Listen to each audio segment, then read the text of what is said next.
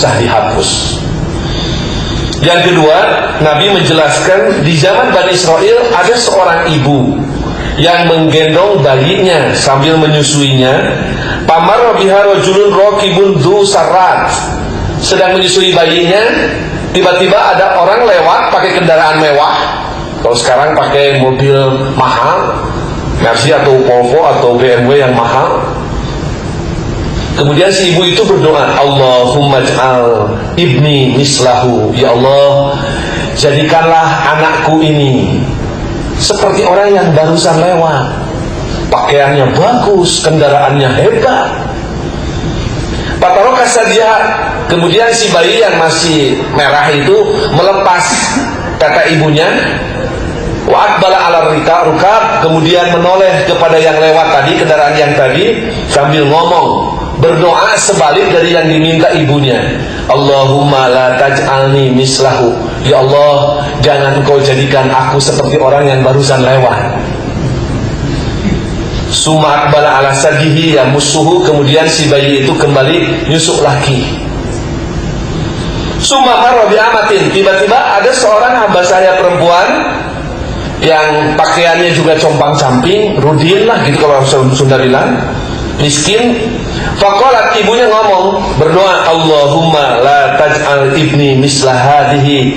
Ya Allah, jangan kau jadikan anak hamba ini seperti perempuan ini, miskin, tidak terawat, badannya kurus gitu.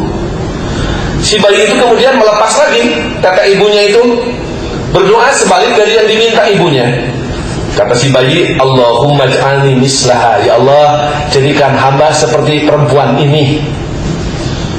Ibunya protes, lima zakat, kenapa begitu? Faqala, si bayi itu menjelaskan, ar-raqibu jabbarun minal jababirah. Bu, orang yang tadi lewat, yang pakai mobil kalau sekarang mewah, pakaiannya juga hebat, itu mama penjahat. Kalau di kita mungkin perampok atau koruptor gitu. Walaupun mobilnya hebat, rumahnya bagus, tapi bukan hasil halal. Wahadil ammah, sementara hamba saya yang ibu hina ini, dia dituduh oleh masyarakat sarakot, zanayat, ia telah mencuri, ia telah berzina. Walam tab'al, padahal orang ini adalah orang yang baik, orang yang soleh. Jadi dari kisah ini kita bisa mengambil kesimpulan bahwa yang bisa ngomong ketika masa bayi itu bukan hanya Nabi Isa, tapi di zaman Bani Israel saja oleh Nabi disebutkan ada bayi lain, ada dua bayi selain Nabi Isa. Yang kedua, tentu saja ini juga menjadi ibrah, pelajaran bahwa ibu dan bapak kalau mendoakan kepada anak, doakanlah yang baik-baik, jangan mendoakan yang jelek seperti si ibu ini. Kemudian yang ketiga, bahwa penampilan lahir itu bukan ukuran. Kita kadang-kadang menilai orang itu dilihat lahiriahnya. Padahal dalam hadis juga disebutkan, innallaha la yanzuru ila samikum wala ila suwarikum walakin yanzurullahu ila qulubikum. Yang Allah akan nilai itu bukan penampilan, bukan kegantengan, tetapi ruhani, kolbu kita, hati kita. Nah, ini yang pertama. Dari proses kejadiannya Nabi Isa memang di luar kebiasaan, tapi Allah telah memberi penjelasan. Ada yang lebih aneh, yaitu Nabi Adam. Nabi Isa itu tanggal lahir, tempat lahir, dan tahun kelahiran juga sampai hari ini di kalangan umat Kristen saja masih belum sepakat. Saya baca di Injil Matius pasal 2 ayat 1 disebutkan Yesus dilahirkan di Bethlehem, di tanah Yudea pada zaman Herodes Agung. Tapi saya baca di dalam Komus Alkitab, Komus Bible yang diterbitkan oleh LAI, Lembaga Alkitab Indonesia, cetakan tahun 99, di sana dijelaskan bahwa Raja Herodes Agung itu hidup pada tahun 37 sampai tahun 4 sebelum Masehi. Jadi Yesus disebutkan lahir pada saat pemerintahan Herodes Agung. Padahal menurut sejarah Raja Herodes itu sudah mati tahun 4 sebelum Nabi Isa lahir. Nah, ini dari tahun saja sudah mulai tidak jelas tahun seberapa sebenarnya. Tentang tempatnya juga, umumnya kaum Kristen percaya Nabi Isa lahir di Gunung Sair, di Bethlehem, di Gunung Sair di Palestina. Tapi di Jawa Barat kan ada sebuah aliran Kristen, namanya Kristen Pasundan. Mereka percaya bahwa Nabi Isa itu adalah keturunan Prabu Siliwangi dari Pajajaran. Ketika istrinya melahirkan anak wanita, menurut padahal yang diharap-harap adalah anak laki-laki buat putra mahkota, maka menurut saran dukun, memang dukun itu sejak zaman dulu berpengaruh sampai ke istana, kalau dibiarkan hidup bayi ini katanya membahayakan negara, maka dibuanglah bayi perempuan itu seperti dibuangnya Nabi Musa. Kalau Nabi Musa ke sungai Nil di Mesir, kalau bayi putra Prabu Siliwangi itu dihanyutkan di sungai Citarum. Kemudian nyangkut di bubu alat penangkap ikan di sungai Citarum, tepat sekitar wilayah Raja Mandala sekarang, milik Aki Imron, bukan Ali Imron, tapi Aki Imron. Kebetulan Aki Imron ini nggak punya anak, maka bayi perempuan ini diangkat anak, kemudian diberi nama Maria. Ketika Maria ini atau Maryam dalam bahasa Arab menginjak dewasa, sedang bermain, tiba-tiba ada cahaya turun dari langit masuk ke dalam perut Maria dan kemudian hamil dalam waktu singkat. Kemudian dipercaya Maria ini hamil oleh Roh Kudus yang datang dari langit. Oleh masyarakat diborok karena hamil sebelum nikah. Kemudian melarikan diri dan sembunyi di kandang domba. Kemudian melahirkan bayi laki-laki.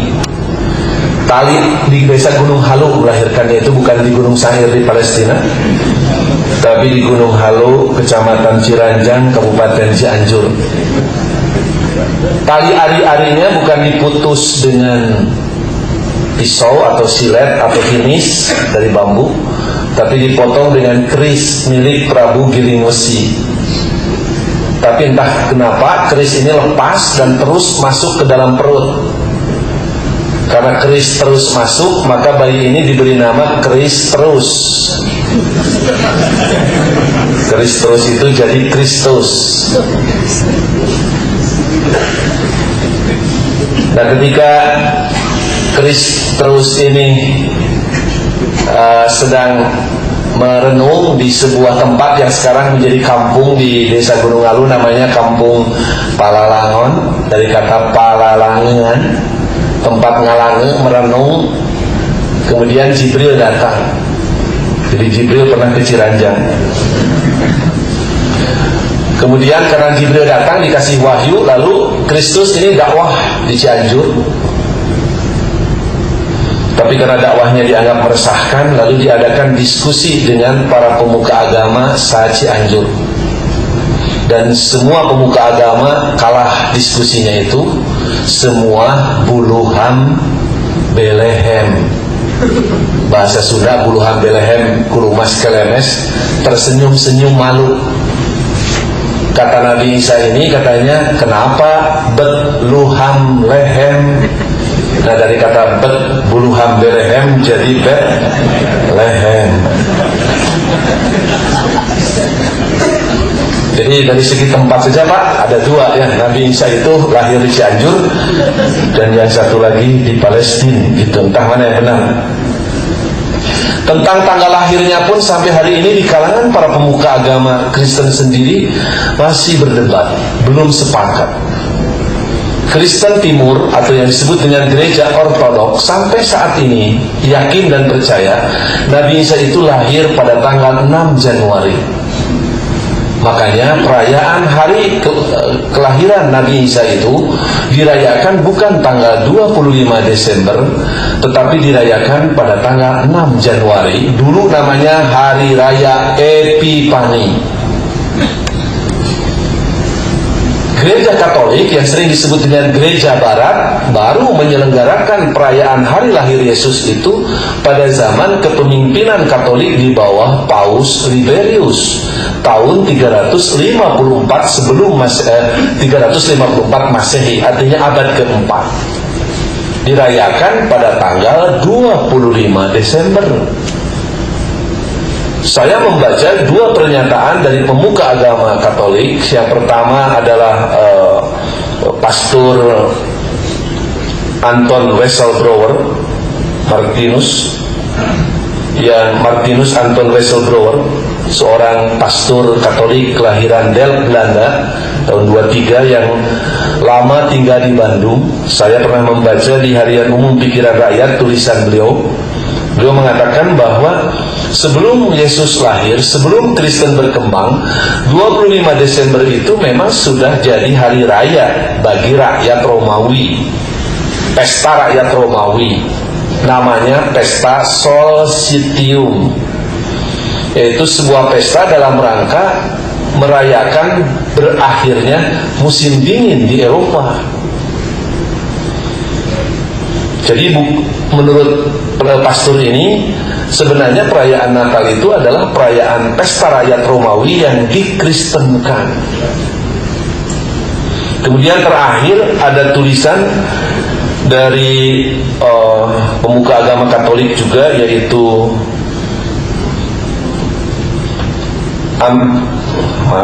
Herbert W. Armstrong dalam majalah The Plain Truth, karena dia sebagai kepala editornya, sebuah majalah Kristen yang terbit di Amerika. Konon kabarnya setiap kali terbit itu 8 juta eksemplar dan tersebar di seluruh dunia. Dia tahun yang lalu menulis artikel berjudul The Plain Truth of Christmas. Di tulisan itu dia dengan berbagai argumen menyatakan bahwa perayaan hari lahir Nabi Isa itu yang disebut Natal itu bukan ajaran Yesus Kristus, tidak pernah menganjurkan, murid-muridnya juga tidak pernah melaksanakan, dan bukan juga merupakan ajaran dari kitab Bible. Dia mengemukakan beberapa bukti. Pertama dari Catholic Encyclopedia edisi 1911. Dalam judul Christmas dijelaskan, Christmas was not among the earliest festival of church. The first evidence of the feast is from Egypt. Jadi perayaan Natal, Christmas itu berasal dari Mass of Christ, disingkat menjadi Christmas. Perayaan kelahiran Yesus itu bukan merupakan upacara yang muncul pada awal-awal munculnya gereja di barat. Justru bukti pertama katanya dari pesta hari ulang tahun kelahiran itu berasal dari Mesir. Pagan custom centering around the January 7 gravitated to Christmas. Malah ini katanya yang pertama kali menyelenggarakan perayaan ulang tahun kelahiran itu adalah para penyembah berhala sekitar bulan Januari, yang kemudian diadopsi menjadi perayaan Natal. Dalam judul Natal Day di Catholic Encyclopedia itu dijelaskan, in the scripture no one is recorded to have kept a feast. Dalam kitab suci, dalam Bible maksudnya, dalam Injil, tidak tercatat ada orang yang merayakan hari ulang tahun. It's only sinners katanya. Hanya orang-orang kafir like Pharaoh and Herod who make great rejoicing over the day in which they were born into this world. Malah di sini disebutkan yang pertama kali merayakan hari ulang tahun kelahiran itu adalah Firaun di Mesir, atau Raja Herod. Malah kalau Herod sebelah sini lagi, Firaun di sebelah sana. Jadi kalau kita merayakan ulang tahun kelahiran, sebenarnya itu mengikuti bukan milah Ibrahim tapi milah Firaun. Kalau lihat keterangan di Catholic Encyclopedia, maaf ini ya, malah dinyatakan Christmas was not among the earliest festival of the church. It was not instituted by Christ or the apostle. Jadi tidak pernah diajarkan oleh Kristus maupun oleh para muridnya, or by Bible authority. atau oleh ajaran Bible. It was picked up afterward from paganism. Malah ada yang menelusuri, Pak, perayaan ulang tahun kelahiran pertama kali itu bukan lagi Fir'aun, malah lebih jauh lagi. Yang pertama kali menyelenggarakan katanya Raja Namrud atau Nimrod. Kita tahu Raja Namrud itu kan yang menjadi musuh, katakanlah dalam tanda kutip, Nabi Ibrahim. Raja Namrud ini cucu dari Ham. Ham itu adalah putra Nabi Nuh alaihissalam. Karena Nabi Nuh itu punya anak 4. Kan'an itu yang terkenal dan dikenal. Malah ibu-ibu juga dalam pengajian ditanya, putra Nabi Nuh yang ditenggelamkan siapa? Kan'an. Tadi ketika ditanya berapa putra Nabi Nuh, tidak tahu. Yang dikenal hanya yang paungnya aja. Karena memang kalau ingin terkenal katanya harus paung. Kalau jadi anak soleh mas susah katanya, susah terkenal. Padahal putra Nabi Nuh ada 4. Kan'an, Ham, hak asasi manusia. Sam, S-A-M, Yapis. Nah, Ham ini punya cucu namanya Namrud atau Nimrod.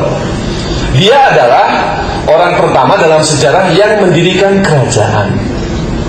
Dia pula yang mendirikan Menara Babel, mendirikan kota Babilonia dan Nineveh di Irak sekarang, wilayah Irak itu. Dia disebut namanya Namrud berasal dari bahasa Ibrani, bahasa yang dipakai oleh keturunan Nabi Ibrahim. Berasal dari kata marod yang artinya membangkang. Karena dia dianggap orang pertama jadi raja, orang pertama yang membangkang terhadap ajaran Nabi Nuh alaihissalam. Salah satu bentuk pembangkangan yang dilakukan adalah dia menikahi ibunya sendiri, namanya Semiramis. Nah, Semiramis inilah sepeninggal Namrud katanya yang pertama kali mengajarkan kepada masyarakat bahwa walaupun Namrud sudah mati, ruhnya masih hidup. Kemudian dia membuktikannya dengan pohon evergreen, sebuah pepohonan yang tumbuh dari kayu yang batang yang sudah mati. Dia menunjukkan bahwa batang walaupun sudah mati, tapi bisa ada yang hidup. Oleh sebab itu katanya Namrud walaupun sudah mati, arwahnya itu masih ada. Itu maka diselenggarakanlah pertama kali katanya peringatan hari kelahiran Namrud.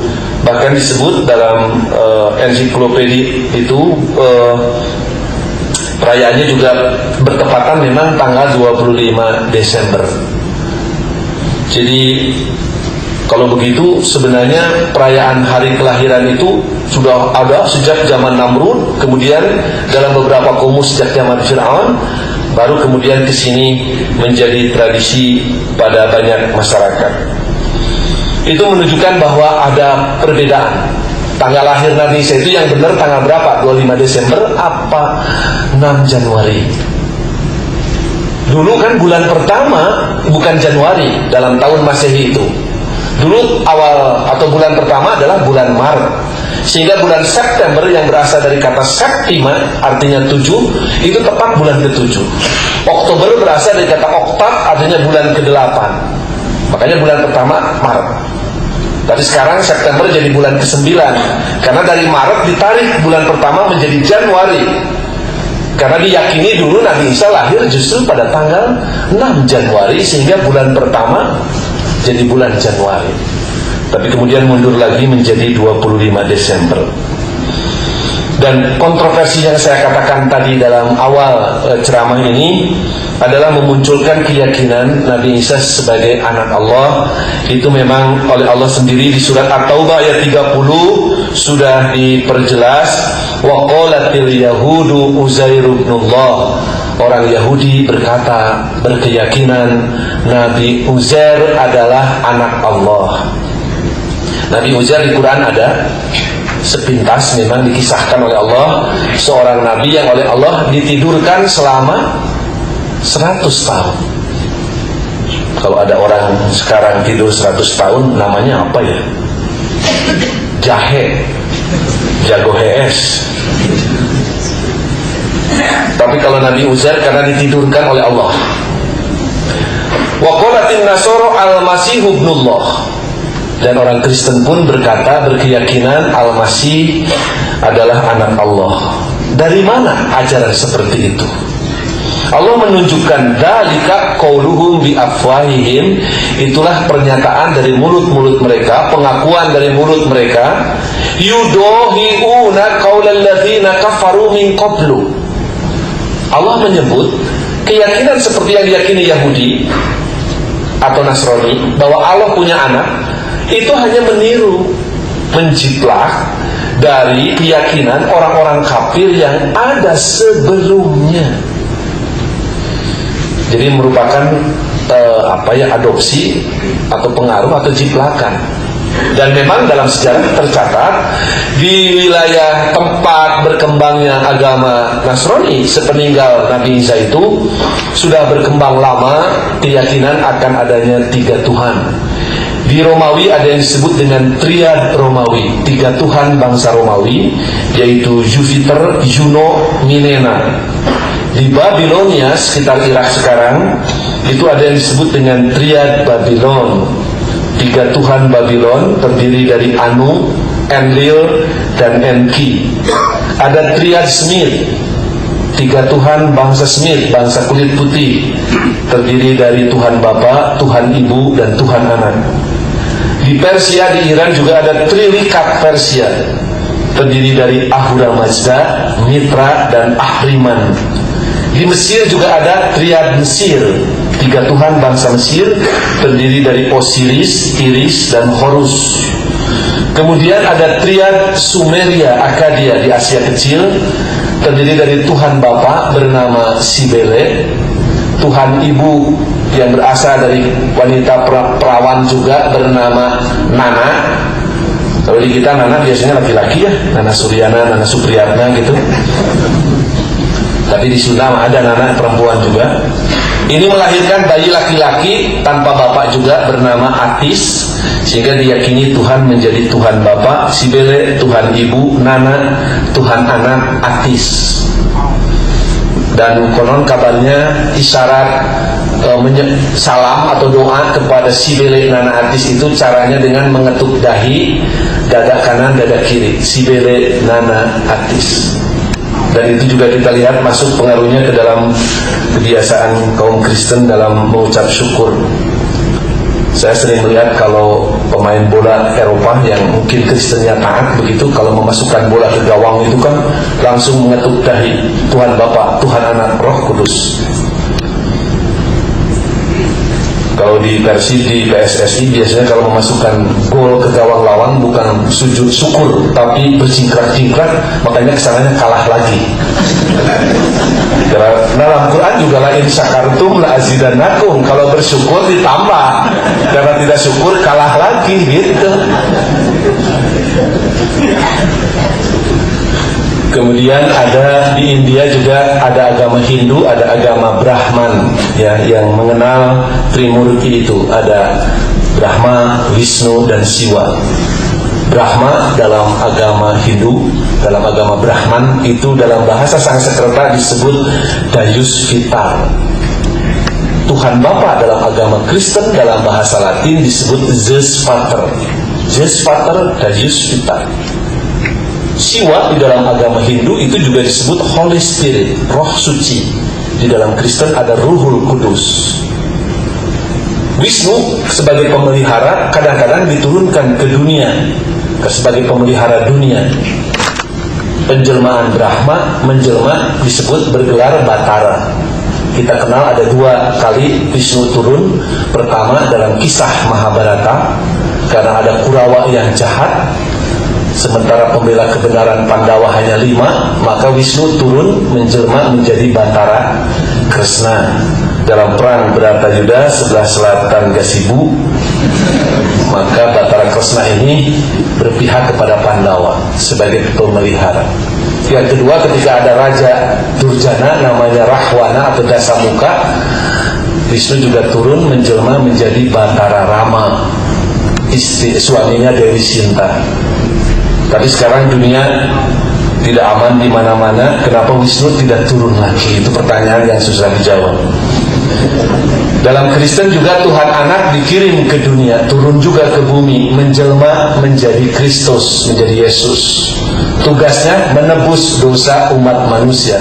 Kalau ini mengamankan dunia, ini menebus dosa. Jadi ada kemiripan-kemiripan. Jadi kalau Allah mengisyaratkan yudohiuna qaulal ladzina kafaru, bahwa itu adalah meniru, menjiplak, mengadopsi dari keyakinan orang-orang kafir sebelumnya, ada fakta-fakta sejarah yang menunjukkan apa yang disebutkan oleh Allah tadi.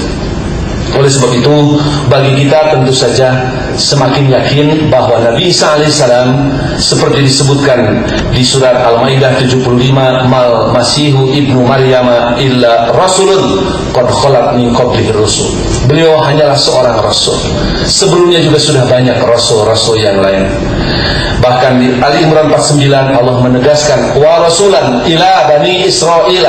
Nabi Isa itu khusus rasul kepada Bani Israel. Bahkan diakui juga oleh Nabi Isa. Kalau diikuti pernyataan Injil Matius pasal 15 ayat 24, Nabi Isa pernah berkata, aku diutus hanya kepada domba-domba yang hilang dari Bani Israel. Jadi Nabi Isa itu hanya diutus kepada, bukan kepada domba, Pak, kepada Bani Israel yang mungkin kelakuannya kayak, nah mungkin itu lebih tepat karena diutus kepada domba, bukan. Jadi tepat apa yang dinyatakan oleh Nabi Muhammad SAW dalam hadisnya yang menyatakan apa kelebihan Nabi Muhammad dibanding Nabi lain, antara lain wa kana nabiyyu yub'atsu ila qaumihi khassah, nabi-nabi yang lain diutus hanya kepada umatnya saja, wa bu'istu ilan nasi ammah, sementara aku diutus kepada seluruh umat manusia. Mudah-mudahan dengan apa yang saya sampaikan sedikit banyak memperkuat keyakinan kita akan kebenaran risalah yang dibawa oleh Nabi Muhammad SAW yang mengajarkan bahwa Allah itu Esa, bahwa Nabi Muhammad serta Nabi Isa itu adalah sama dalam kapasitas sebagai Nabi dan Rasul, tidak lebih dari itu. Demikian yang bisa saya sampaikan, mudah-mudahan ada manfaatnya. Lebih dan kurangnya mohon maaf yang sebesar-besarnya.